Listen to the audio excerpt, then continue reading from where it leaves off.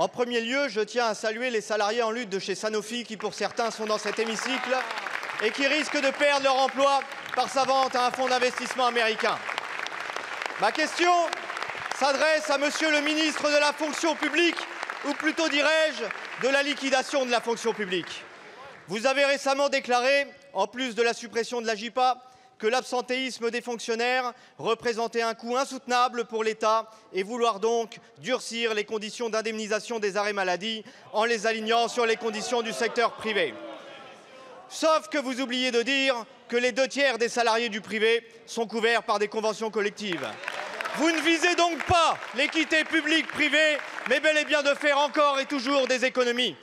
Plutôt que de traiter les causes de l'absentéisme, vous vous en prenez aux conséquences en pointant du doigt les absents. Quelle honte de pointer ainsi les serviteurs de l'État.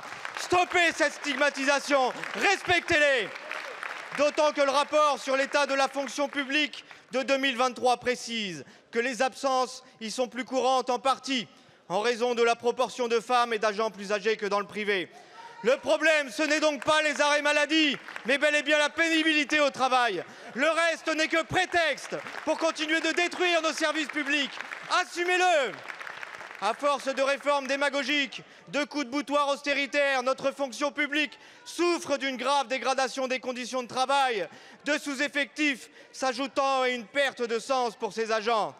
Nos services publics sont notre bien commun, portés chaque jour par des fonctionnaires qui sont les piliers de notre société, tenant à bout de bras un État défaillant. Alors, Monsieur le ministre, quand allez-vous entendre la souffrance de nos fonctionnaires et enfin comprendre les maux de nos services publics? Je vous remercie. Merci beaucoup, Monsieur le député. Mon rôle, Monsieur le député, ce n'est pas de mettre le sujet sous le tapis, c'est de regarder les différents éléments qui me sont remontés avec rationalité. Il se trouve que oui, dans notre pays, l'absentéisme est en hausse. Nous devons regarder la réalité des chiffres en face, Monsieur le député, et au nom du gouvernement, nous ne mettrons pas le sujet sous le tapis.